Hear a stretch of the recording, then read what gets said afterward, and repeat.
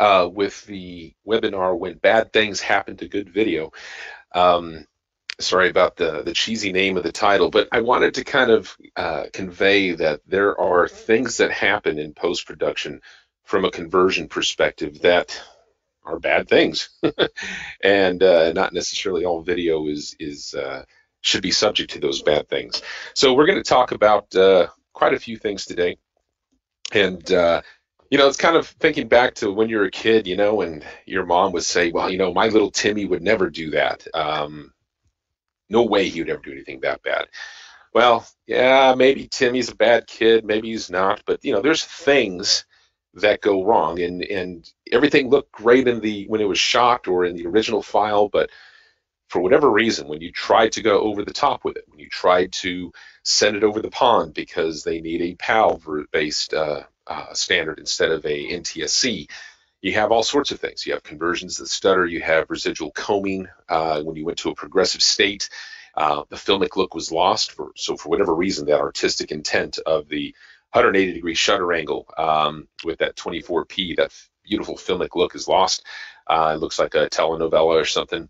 Why are there spots all over this video? I didn't really see that before. Where'd those things come from?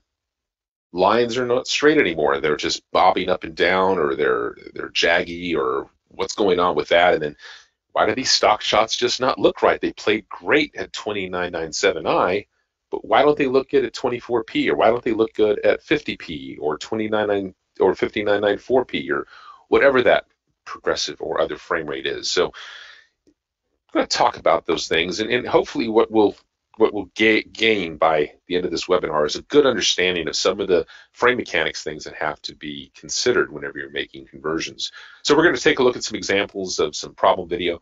We're going to take a look at where problems begin, the basics of frame mechanics. And what I mean by that is, why does 2997i play back the way it does? Why does 2997p play back the way they do? And kind of dive into that a little bit and what comprises each frame. Because if you understand what comprises the frame, you'll kind of understand what you need to do from a filter and algorithm perspective going forward. We're going to take a look at the image processing results of the files that I have, and then also we're going to show you how to configure PixelStrings to resolve these issues. It's all pretty simple. Let's go ahead and dive into some things. Okay, so scan types and the role of scan type metadata. All right. So there's two different types of scan types. There is interlaced and there's progressive, and each one of the files that get generated are going to have metadata that indicates to the playback system or to the nonlinear editor, am I upper interlaced or I'm a progressive? And if I'm interlaced, am I upper field first or am I lower field first? Okay, so let's dive into what the heck is upper field versus lower field. When you look at an interlaced container, I have frames A through F labeled here.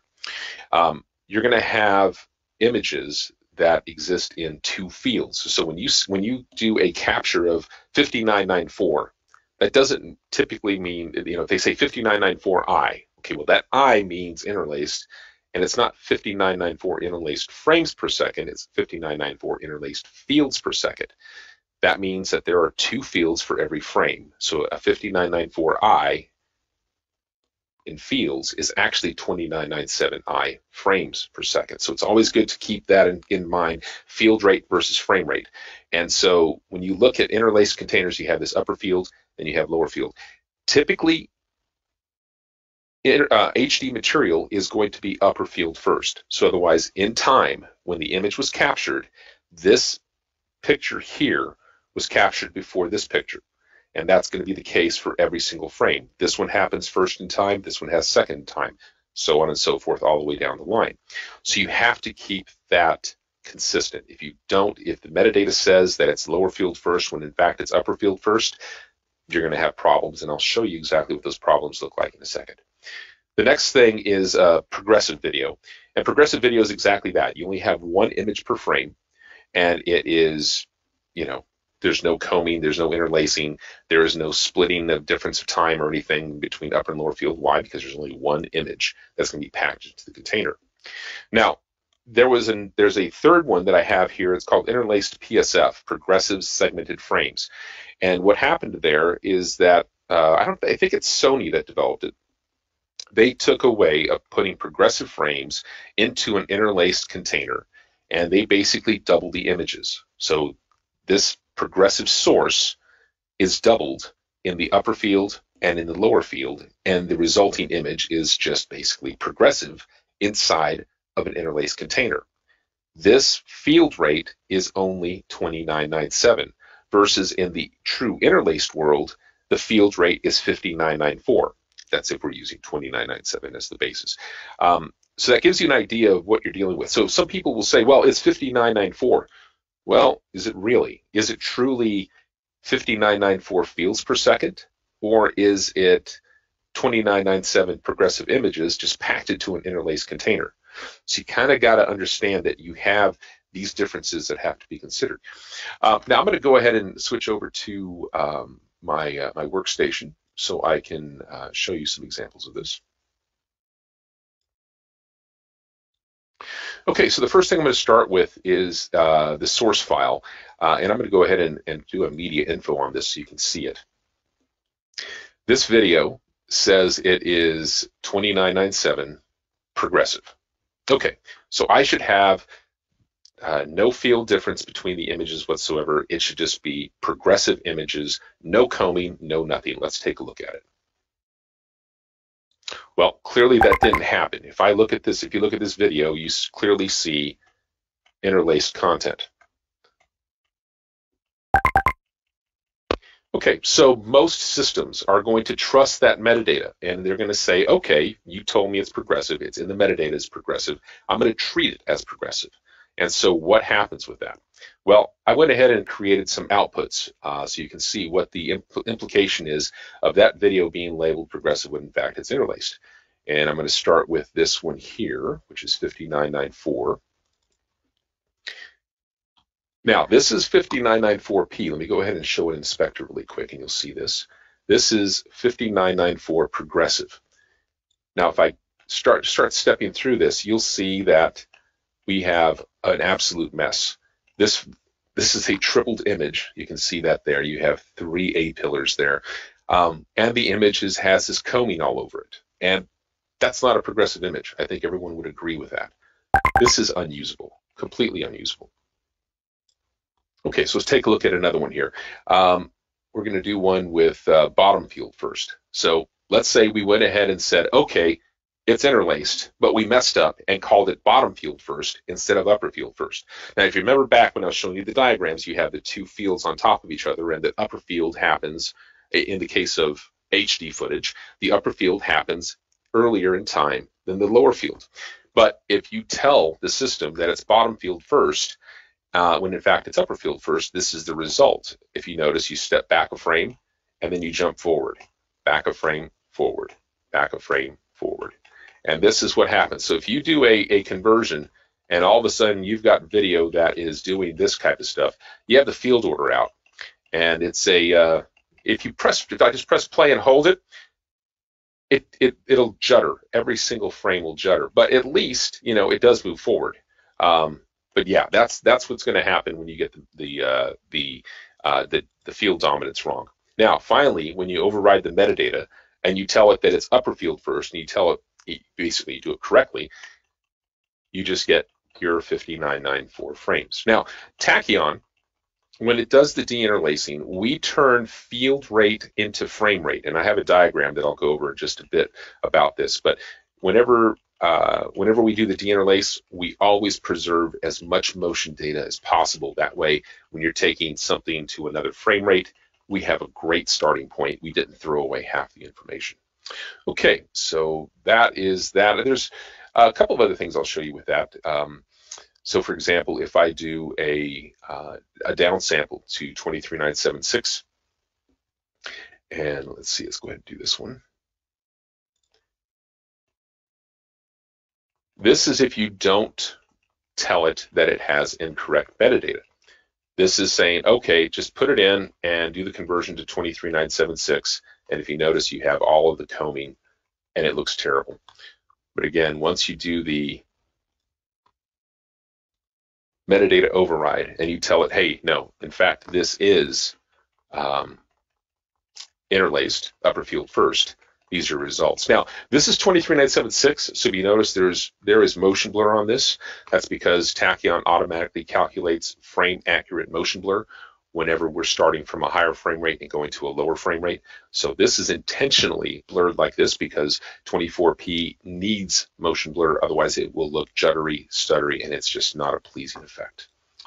Okay, I'm going to go ahead and switch back to the other workstation.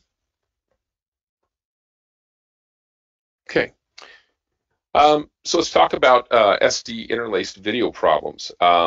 There are quite a few things that can go along with go into this besides frame mechanics.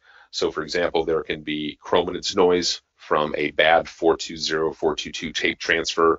There can be tape deck noise that's introduced. There's a lot of things that can happen that take SD video and turn it into really bad. During the transfer process. But in general, let's talk about the frame mechanics piece first, and then we'll dive into other stuff.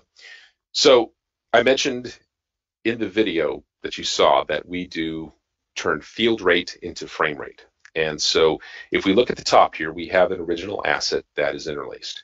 And this can be 25i or 2997i, it doesn't matter. But either way, it's true field rate of 50 or 5994.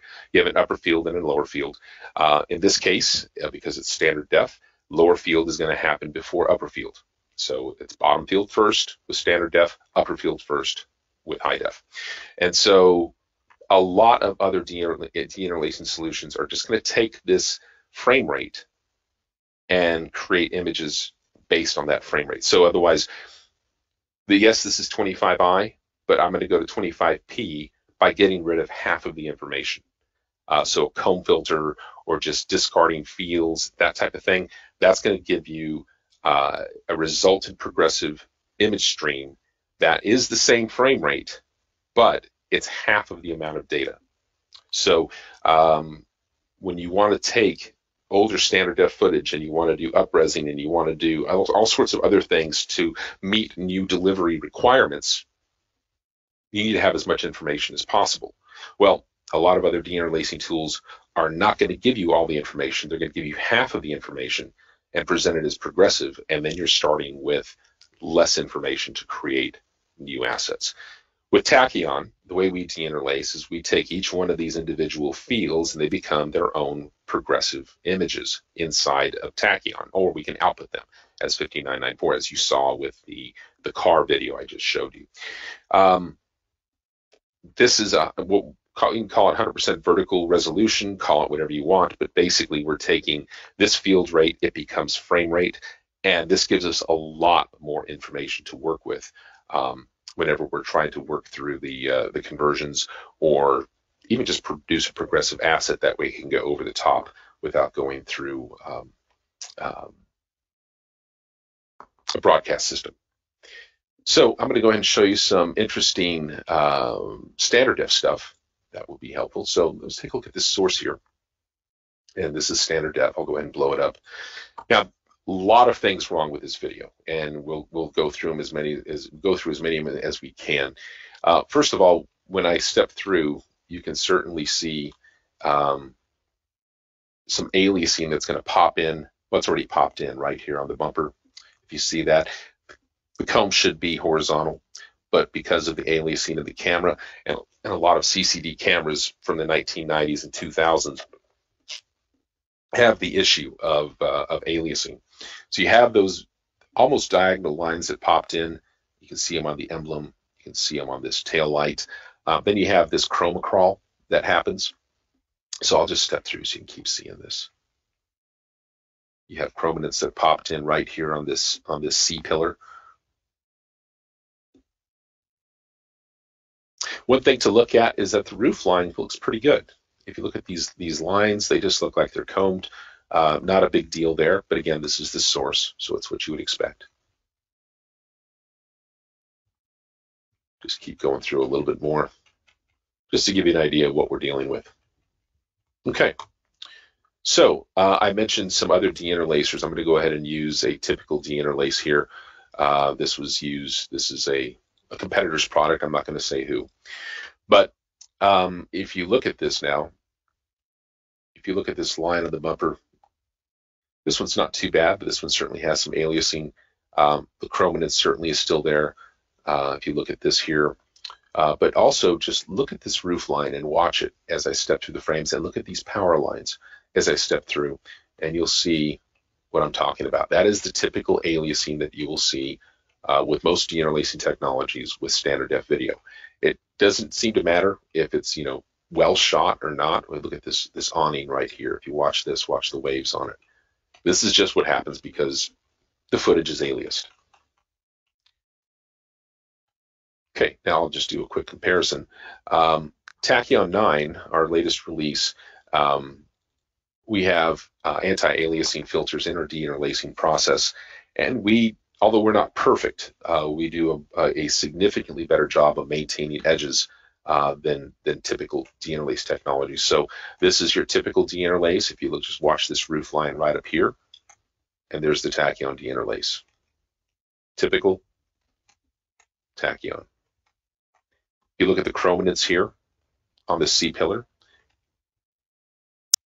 it's almost all removed.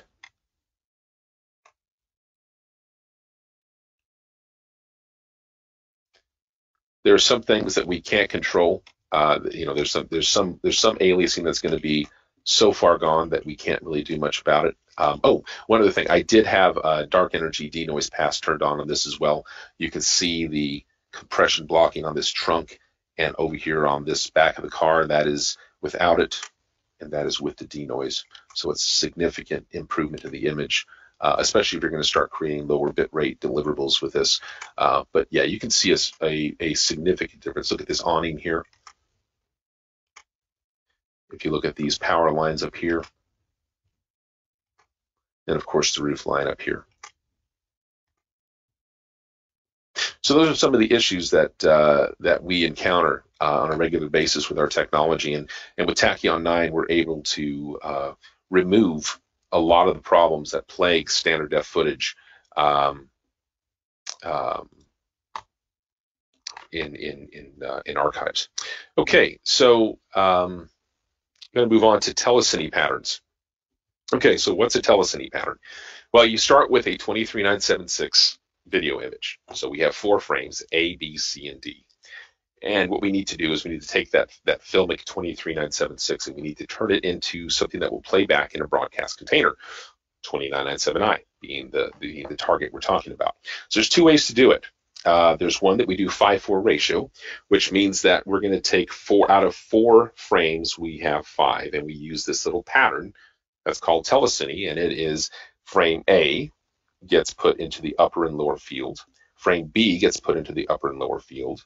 Then we take frame B again and we place it into the upper field of the next frame. And then we take frame C and we put it into the lower field.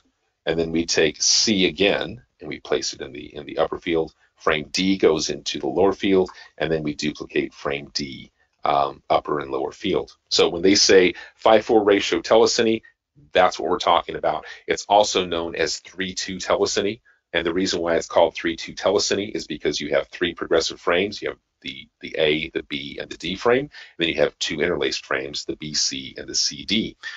Why does this work well? All broadcast televisions have inverse telecine engines to rip out the extra fields and display the 23976. Telecine has been used for years, and it's very, very effective to get a way to get the 23976 into the broadcast, out into broadcast.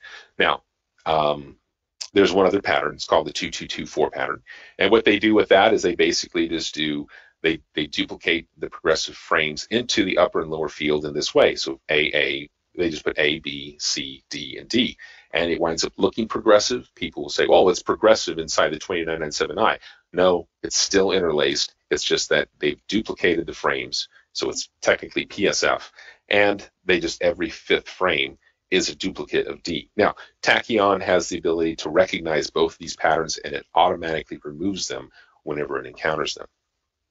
Now, unfortunately, A lot of inverse telecine solutions can handle this, where if from the start of the file to the end of the file, it's just one continuous pattern, A, B, B, B, C, C, D, D, D, and repeat and repeat and repeat and repeat. Most telecine engines can remove that. In fact, they're not a telecine removal engine if they can't do that. But the problem happens whenever the telecine pattern is edited. And it's a very, very common practice to take 23976, apply telecine to it, and throw it onto a timeline. And when you throw it onto a timeline, then they start editing it. And this is what happens. When you should have the BC, CD, DD, then you should have AA, but it gets broken. Okay, well, then you have to reset the pattern. Well, now we'll call this CD. Okay, then this should be DD, AA, this should be BB. It's broken again, so you have to reset it, and so on and so forth. What happens on a broadcast monitor is nothing. It looks fine in playback at 29997i. Why?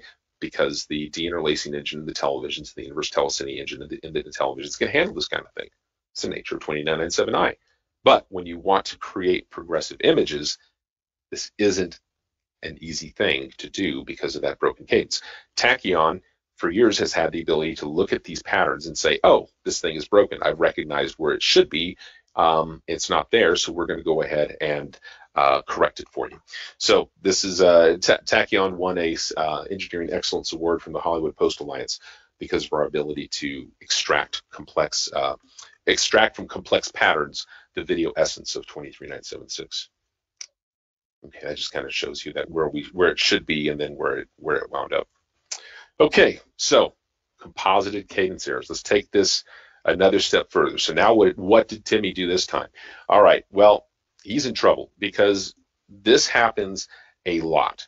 And this is, I mentioned before, a lot of people will take 23976, they will apply telecine to it, and then they will start editing it. Well, that's step one that's bad.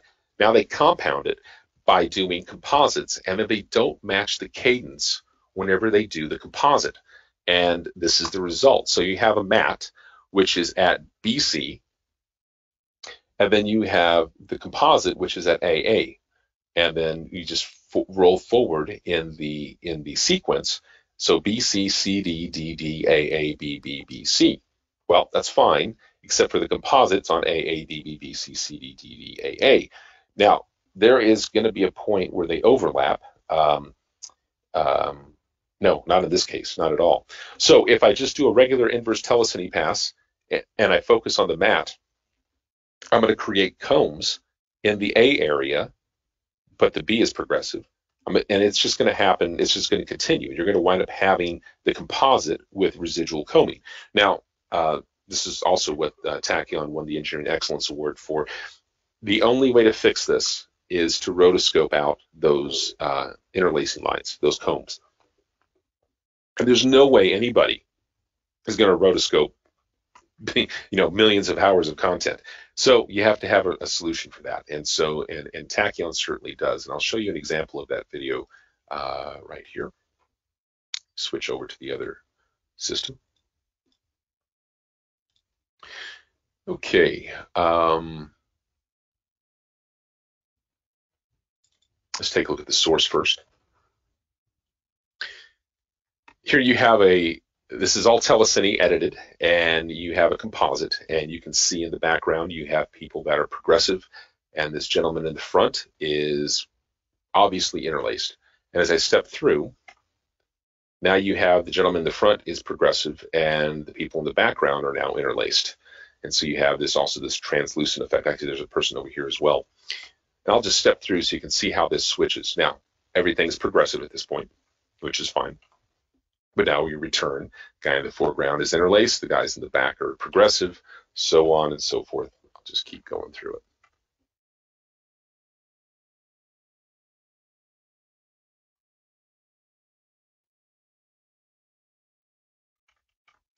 That's a problem. So now let's take a look at, I'll call it an average inverse telecine. And so if you notice, the guy is completely progressive, but you have combs in the back where they didn't exist before. Let's compare that to Tachyon. So I'll compare alternate media. And let's take a look at Tachyon's inverse telecine. Everything is progressive. So if I just back up a frame, there's your combing.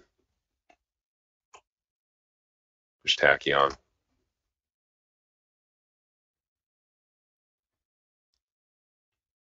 That's the average. There's Tachyon. I'll back up a few more. There's the average. Just go between a couple of frames. You can see that they're side by side. They're still there. And I'll flip to Tachyon.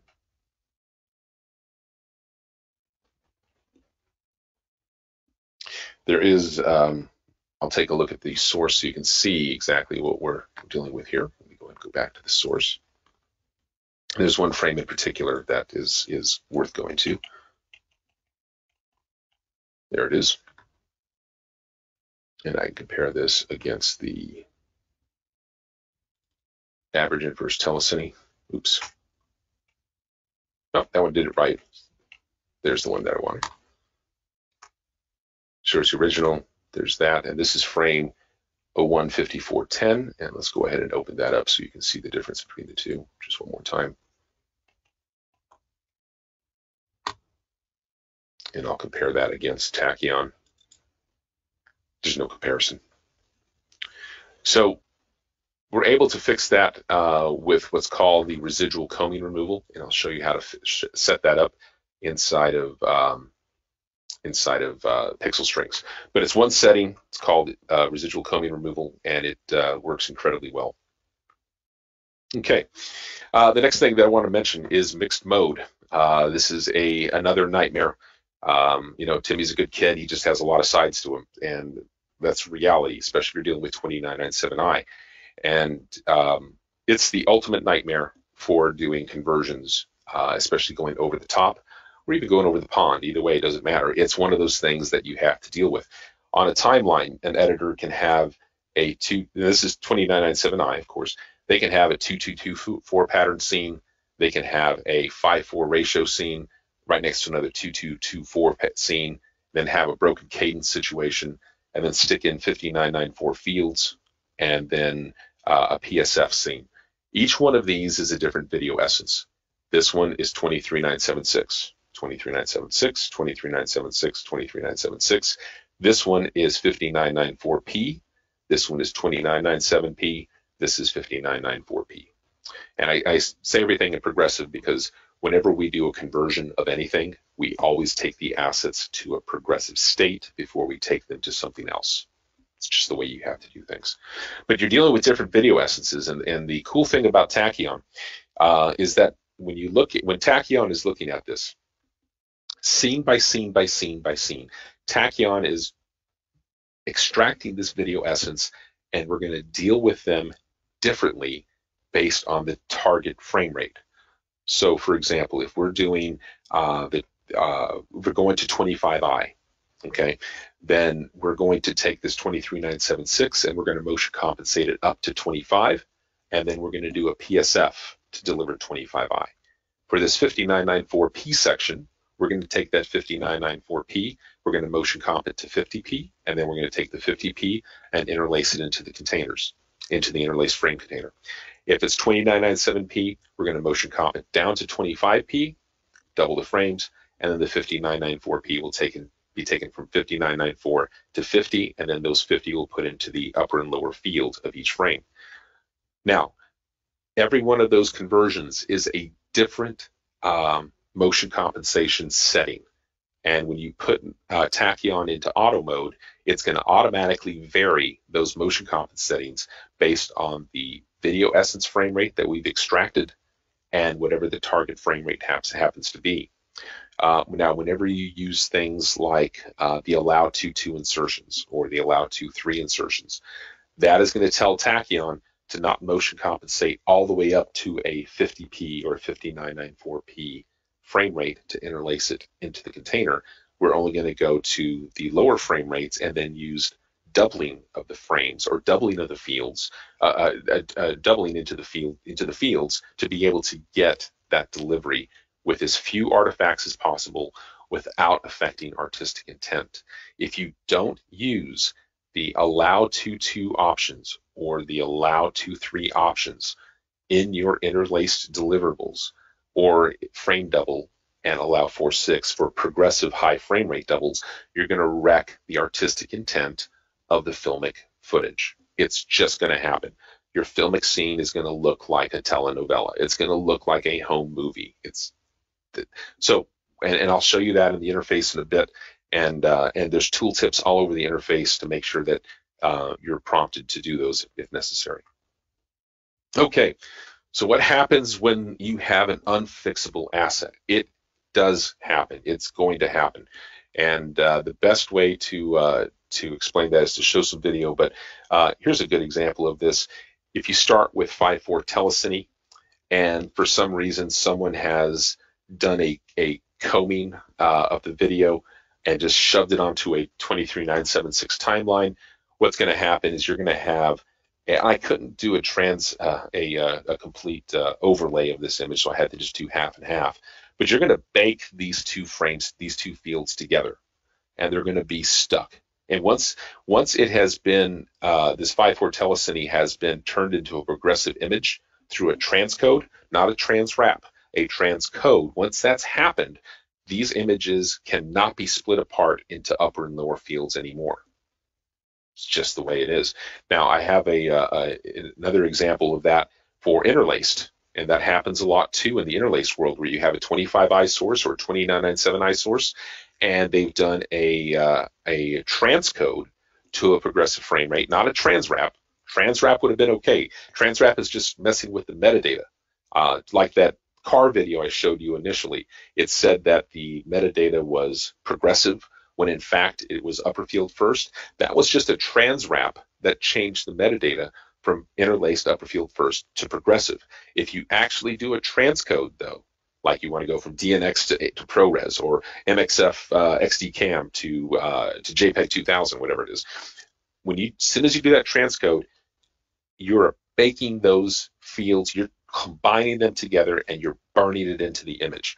And I have a great example of that here that I can show you.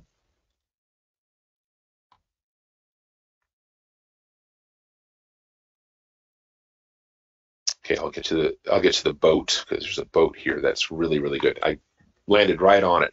If you look at this gentleman here in the boat, and you look at the boat edge, you can see that it's doubled. Now let's get some reference here. I'll go to the inspector. This is 23976 progressive. Okay, so if I just step through some frames, so there's a good progressive image. That's, if this was telecine, that would be the interlaced frame. If you notice, you've got that ghosting on it because it's been combed and combined and burned in. There's another one, and then it comes back to progressive. That still has a little bit of an edge on it. There's a progressive frame. Progressive frame. Nope, it's ghosted already. So this I can't do anything about. We don't have any technology that can go in and remove this edge.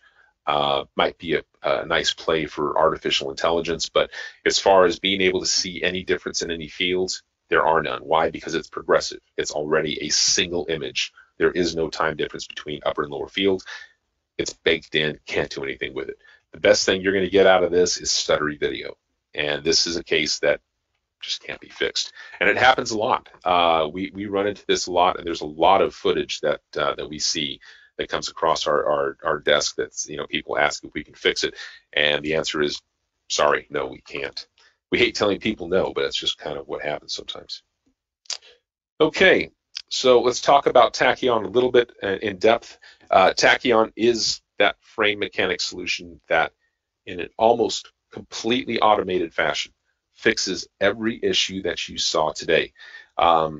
Motion compensated frame rate conversion, that's going to generate new frames to the new video essence rate, whatever it needs to be. The inverse telecine feature in this, incredibly powerful. Not only does it look for different types of patterns, like for example, if it's a 25i, we're going to look for Euro patterns. If it's 2997i, we're going to look for the 2224 pattern, or just randomly duplicated frames, or the 5:4 ratio telecine. We're gonna identify when those patterns have broken cadence. We're going to have the ability to remove residual combing whenever that composited cadence error happened. The deinterlacing, I kind of think right now with Tachyon 9, we're second to none. We've done a large reviewing of almost every deinterlacer that's out there. And the anti-aliasing in our two-stage deinterlacer for standard def material is just kicking a lot of butt these days. So we're really happy about it. The broken cadence correction, I mentioned that. The scene-by-scene automated precision, that's important. There's cut detection algorithms inside of Tachyon that are looking for scene cuts based on motion data. So that's kind of our first indicator that, hey, you've got to analyze this to see, is it progressive? Is it telecine? Or is it some type of, or is it just pure interlaced? I think I already said that. Anyway, scene by scene analysis is what's key to generating good outputs. We have the ability to preserve filmic sources, the look of filmic sources, whenever you're going to higher frame rate or higher field rate deliverables. Other things for cartoon animations. And then the last thing, and I showed you the results of that, is the motion blur that we calculate that if you need to take something that was originally at a video rate, it was at 5994 fields or 5994 progressive frames, or even higher, like 120 FPS or 100 FPS, and you need to deliver a 25p or 23976p or 24p, excuse me, we generate the correct amount of motion blur for that, so it doesn't look stark, it doesn't look jittery, it's just a smooth 24p. Okay, so let's talk about PixelStrings and how you can configure everything. I'm not going to go through this, but essentially PixelStrings, you may know about it. All of our image processing library, Tachyon, Dark Energy, and Wormhole. There's Xenon, which is our automated SDR to HDR up conversion. Skywalker Sound Audio, that goes live next month. We're incredibly excited about that. That is some amazing audio processing libraries from the guys at Lucasfilm. I mean, it is the genius of Skywalker Ranch put into a plugin, and that plugin is exclusive in PixelStrings. So we're incredibly excited about that. Our transcoding engine is Radiant Grid, that's inside Radiant in there, and we have Cinacert for DCP and IMF wrapping. DCP will be next year, IMF today. So, but let me go ahead and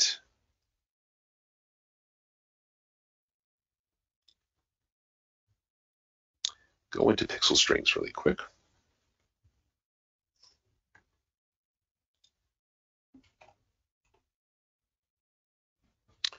I closed my web browser by mistake, so I apologize for the load on this thing. Oh, by the way, if you have any questions, please type them into the questions box, and we'll get to those in just a bit. Forgot to mention that earlier, that we'll certainly be answering any questions you might have. Okay, so this is PixelStrings. If you haven't seen the interface before, whenever you log in and you have a subscription, you will have the ability to choose between your S3 bucket in Amazon or the managed storage that PixelStrings provides, and you'll have your asset list.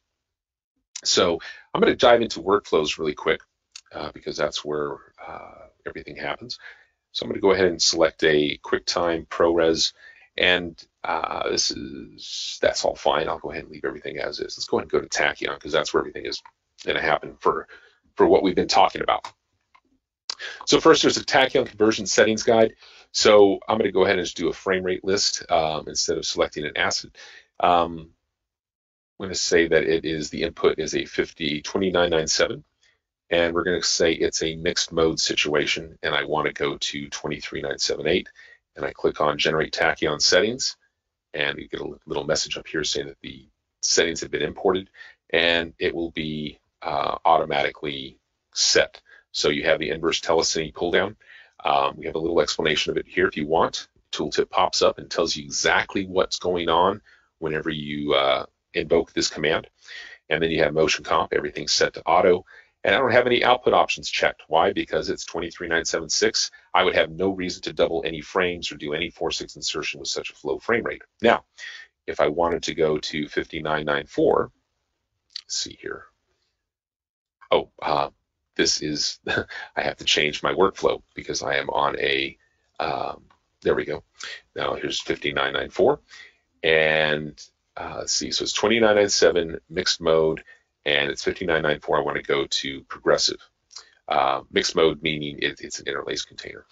Now if I hit generate Tachyon settings, they've been imported. If you notice, this thing here has been checked for allow 46, and that's because we will be able to take that 23976 and do the 46 pattern to preserve the filmic intent. So that's why that happens. But let's go ahead and go out of this and go back in so I lose that conversion settings guide, and I'll explain everything in a little bit more detail on this Tachyon interface.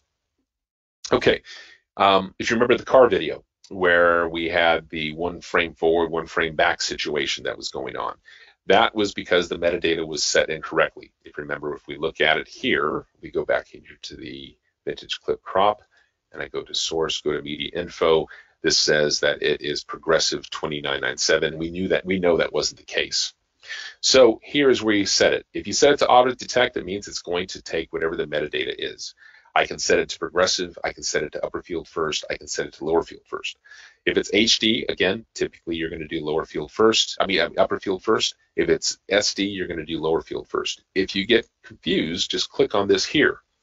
And in the tooltip, we're going to tell you auto what happens, progressive. Interlace, typically used for HD and TSC and all PAL, and interlace lower field fillers, typically used for SD and TSC. These tooltips are there for a reason. We try to put as much information about why you're going to click this button as possible. This IVTC increased detection sensitivity, this is all about if you have a lot of color fades, if you have a lot of ramps, this reduces the window for positive identification of patterns. You could leave it on always, but you might get some false positives, and then the motion compensation engine has to generate frames that it normally wouldn't have. So I would use it if you know that you have a situation where there's a lot of color ramps and everything in your video. Residual combing removal, this is what does the rotoscoping. This gets rid of all of this. We explain here in words what I showed you with the composited cadence error. That's what this is for. Adjust for cartoon anime. This is if you have animations that happen to have a lot of stopgap, things like that, you want to go ahead and turn this on. Motion compensation, you want to turn this on. Again, I would leave this all in auto mode, just in case. If you're mixed mode, leave it in auto. Always, always, always. Why? Because when that video essence changes, when you go from a telecine to a true 5994 fields, you want the motion compensation engine to be able to adjust for those different video essences that we encounter in a file. If you override this at all with a low or an extra high or anything like that, it's going to apply that setting for all video essences that are encountered, all video essence frame rates that are encountered.